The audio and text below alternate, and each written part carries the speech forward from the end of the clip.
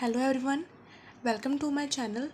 Let us start new video on myocardial infarction from unit coronary artery diseases. So, do you know what is myocardial infarction? Myocardial infarction is also known as heart attack. We know this is our heart and our heart contains three layers. First is pericardium, second is myocardium and third is epicardium. So myocardial infarction का क्या मतलब है? Myocardial means हमारी heart की myocardium layer जो कि second layer है, ठीक है. एंड इन्फॉक्शन का क्या मतलब है? ऑक्सीजन की सीजेशन हो जाना, ठीक है. जो मायोकार्डियल इन्फॉक्शन है वो एक मेडिकल एमरजेंसी है, ठीक है. A heart attack usually occur when blood clot blocks the blood flow to heart, ठीक है. जब हमारे हार्ट का ब्लड फ्लो किसी ब्लड क्लॉट की वजह से बंद हो जाता है, ठीक है, सीज्ड हो जाता है, तब हार्ट अटैक अकर होता है, ठीक है. अगर हमारे टिश्यूज़ को ब्लड नहीं पहुंचेगा, जिसका क्या मतलब होगा कि ऑक्सीजन हो गए, हमारे न्यूट्रिएंट्स हो गए, ठीक है, जब वो नहीं पहुंचेंगे तब क्या होगा, वो हमारा टिश्यू डाई हो जाएगा. For illustration I have draw the diagram. For example, assume that this is the coronary artery. Do you know what is coronary artery? Coronary artery is the artery which supply our myocardial cells. This is blood supply of our heart, ठीक है. And जो ये हमारी coronary artery है हमारे heart को क्या करती है? ब्लड सप्लाई प्रोवाइड करती है. जब इस कॉर्नरी आर्टरी में ही ब्लड क्लॉट्स की वजह से या थ्रोम्बस की वजह से या प्लेक्स की वजह से ये अकल्ड हो जाएगी, उससे क्या होगा? हमारा हार्ट इस्चीमिक हो जाएगा, जिससे क्या होगा? Which will result in irreversible injury and death of the tissue. So let us now define the myocardial infarction. Myocardial infarction is complete occlusion of coronary arteries, ठीक है. हमारी coronary arteries completely occluded हो जाती हैं. coronary arteries क्या थी? वो blood vessels जो हमारे हार्ट के मसल्स स्पेशली मायोकार्डियम को ऑक्सीजन रिच ब्लड जो है सप्लाई करती हैं. अब वो अकल्टेड क्यों हो रही हैं? Due to atherosclerosis and thrombus, ठीक है. एथेरोस्क्लेरोसिस का मतलब है कि हमारी आर्टरीज में प्लेक की बिल्डअप हो जाना and thrombus mean fat accumulation in the arteries, ठीक है. एथेरोस्क्लेरोसिस एंड थ्रोम्बस की वजह से क्या रिजल्ट होगा? Cessation of blood supply to the myocardium. Myocardium layer को ब्लड सप्लाई जो होगी वो सीज्ड हो जाएगी, जिसमें वो क्या रिजल्ट करेंगे? इरिवर्सिबल इंजरी, ठीक है. वो इंजरी जो रिवर्सिबल ना हो एंड इंजरी की वजह से क्या होगा? डेथ ऑफ द टिश्यूज़ की क्या हो जाएगी? डेथ हो जाएगी. And second definition would be process by which myocardial tissues are permanently destroyed in the region of the heart that are deprived of an adequate supply of the blood, ठीक है. ये एक प्रोसेस है जिसमें हमारे myocardium के जो tissues हैं वो परमानेंटली डिस्ट्रॉयड हो जाते हैं हार्ट की उस रीजन में जो रीजन ब्लड की सप्लाई से डिप्राइव्ड है. अब देखेंगे कि इसके पीछे क्या पैथोफिजियोलॉजी है. Obstruction in blood flow. जब हमारे ब्लड के फ्लो में ऑब्स्ट्रक्शन हो गई, ठीक है, उससे क्या होगा? हमारे मायोकार्डियम को जो ब्लड का फ्लो होगा वो डिक्रीज़ हो जाएगा. ब्लड फ्लो डिक्रीज़ हुआ तो इस्चीमिया हुआ तो मायोकार्डियम की जो ऑक्सीजन डिमांड है वो इंक्रीज़ हो जाएगी एंड सब्सिक्वेंटली क्या होगा? नेक्रोसिस. जो नेक्रोसिस का मतलब होता है death of cell due to injury, ठीक है. एंड जब सेल इंजर्ड होकर डेथ हो जाएगा तो जो टिश्यू होगा मायोकार्डियम का वो भी डेड हो जाएगा. The first cause is atherosclerosis. Atherosclerosis is defined by build of fats, cholesterol and other substances in the arterial wall. For example, this is your normal artery and this is the artery in which the plaque is built up, ठीक है. आप clearly इसको define कर पा रहे होंगे कि ये आर्टरी जिसमें नॉर्मली जो ब्लड है वो फ्लो हो सकता है, लेकिन ये वो आर्टरी है जिससे हमारा ब्लड फ्लो हो नहीं सकता, ठीक है. इसमें हमारा ब्लड फ्लो नहीं होगा, इसके पीछे जो ब्लड होगा वो वहीं अकमुलेट होना शुरू हो जाएगा एंड आगे जो ब्लड सप्लाई वो नहीं पहुंचेगी. Then we have thrombus and embolus. Thrombus का मतलब होता है ब्लड क्लॉट, ठीक है. For example, this is your artery and इधर कोई भी क्लॉट बन गया, ठीक है. और इस क्लॉट की वजह से ये पीछे वाला ब्लड इधर रह जाएगा एंड आगे ब्लड नहीं जाएगा, एंड इसकी वजह से भी इस्चीमिया हो जाएगा, ब्लड फ्लो डिक्रीज हो जाएगा एंड सब्सिक्वेंटली क्या होगा, डेथ हो जाएगी मायोकार्डियल टिश्यूज़ की।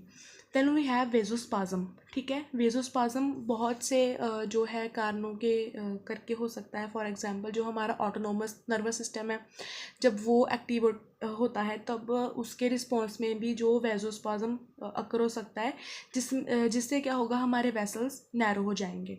Then we have anaemia and haemorrhage. Haemorrhage की वजह से एंड अनीमिया की वजह से भी जो मायोकार्डियल इन्फेक्शन है वो भी हो सकता है। So let us now classify myocardial infarction. Firstly, we have degree of damage. ठीक है, सबसे पहले हम जो डैमेज की कितनी डिग्री के अकॉर्डिंग हम मायोकार्डियल इन्फेक्शन को हम क्लासीफाई कर सकते हैं, वह है 3 जोन्स। ठीक है, पहला है zone of infection, zone of injury and zone of ischaemia. And then second we have according to layer of heart muscle involve. ठीक है, अब हार्ट की कौन सी मसल्स इन्वॉल्व हुई हैं इस मायोकार्डियल इन्फेक्शन में। ठीक है, वो 2 तरह की आ जाएंगी, पहला है transmural and second is subendocardial. Then we have third based on specific location of the infection. And कौन सी लोकेशंस हैं जिसमें हमारी इन्फेक्शन हुई है। पहला है anterior myocardial infection, second is inferior and posterior wall myocardial infection, lateral wall myocardial infection and right ventricular myocardial infarction. Let us discuss classification of myocardial infarction in brief.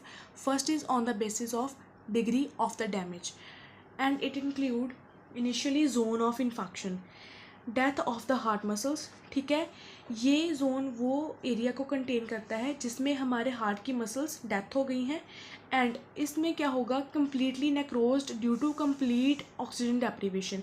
इसमें completely जो हमारा oxygen है वो deprived होगा and इसमें necrosis हो जाएंगी and ये जो डैमेज होगा वो इरिवर्सिबल होगा। देन सेकेंड जोन आता है हमारा इंजरी का, एंड ये नेक्स्ट टू होता है इन्फेक्शन के। The cells surround the necrose cells. ठीक है, ये जो एरिया होगा वो नेक्रोज सेल को सराउंड करेगा। ये है फर्स्ट जोन, ये है सेकंड एंड ये है third. And these are also deprived of oxygen. And ये भी जो एरिया होगा ये भी ऑक्सीजन का डिप्राइव्ड होगा एंड इसमें इंजरी होगी एंड सेल्स की नेक्रोसिस होगी एंड बट ये वायबल हो सकता है, मतलब कि ये फंक्शन परफॉर्म कर सकता है अगर इसको हम ऑक्सीजन से जल्दी ट्रीट कर दें तो। And third zone we have zone of ischaemia. Zone of ischaemia में क्या है, muscle surround area of injury. इसमें जो मसल्स हैं वो हमारे इंजरी के एरिया को सराउंड करेंगे एंड सेल्स आर वायबल। इसमें जो सेल्स होंगे वो एक्टिवली फंक्शन जो है उनका वो परफॉर्म करेंगे and activate pain receptor. And वो क्या करेंगे, हमारे जो पेन के रिसेप्टर होंगे उनको एक्टिवेट करेंगे। जब हमारे पेन के रिसेप्टर एक्टिवेट हो जाएंगे तब वो क्या ट्रिगर करेंगे, क्या कॉज करेंगे, एंजाइना कॉज करेंगे।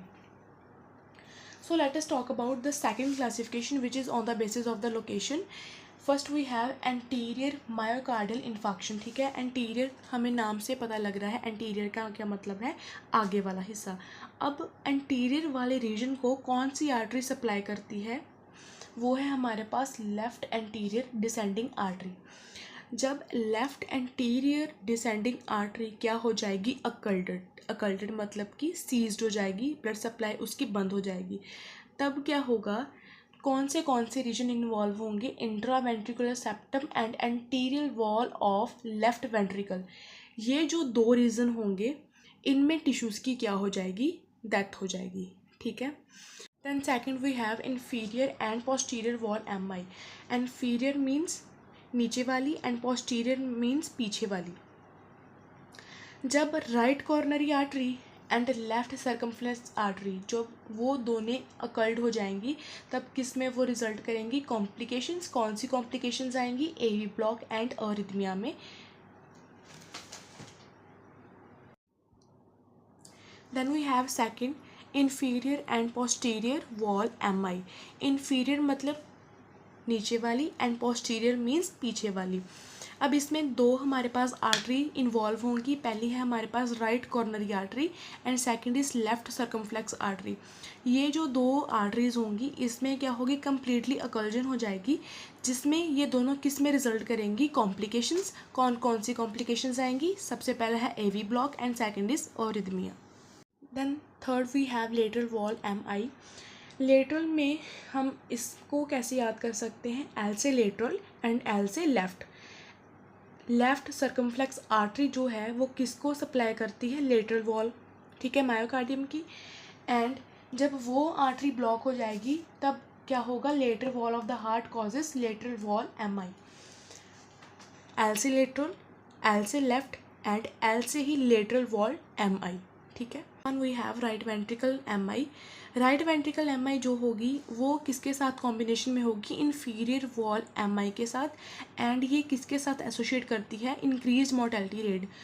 अब इसमें मोर्टेलिटी रेट जो होगा हमारा इंक्रीज़ क्यों होगा, क्योंकि ये सीवियर कॉम्प्लिकेशन में रिजल्ट करती पई है। कौन से है वो सीवियर कॉम्प्लिकेशन, पहला है हमारे पास cardiogenic shock and second we have complete AV block.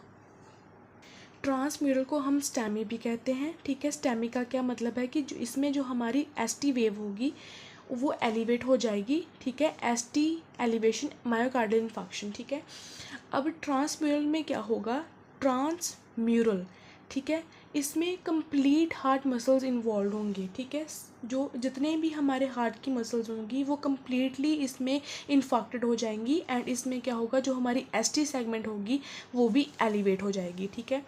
Then second we have सब एंडोकार्डियल नॉन ट्रांसम्यूरल या non ST elevated myocardial infarction, ठीक है। अब ये जो हमारी मायोकार्डियल इन्फाक्शन होगी इसमें कौन कौन से रीजन इन्वॉल्व होंगे, सब एंडोकार्डियल वॉल, ठीक है, जिसमें क्या आता है हमारे पास left ventricle, then ventricular septum आएगा, पपिलरी मसल्स इन्वॉल्व होंगे, ठीक है। एंड इसमें जो हमारी ST सेगमेंट होगी वो भी डिप्रेस हो जाएगी। इसमें क्या होता था कि हमारी जो ST सेगमेंट है वो एलिवेट हो रही है, लेकिन इसमें क्या होगा कि हमारी जो ST सेगमेंट होगी वो डिप्रेस हो जाएगी। So this was part 1 of myocardial infarction. In part 2 of myocardial infarction, I will discuss about clinical manifestations, diagnostic evaluation and wholesome management of the same. If you like my content, kindly subscribe, like my channel, and if you have any question, any doubt related to this topic, kindly drop your message in the comment box. Thank you.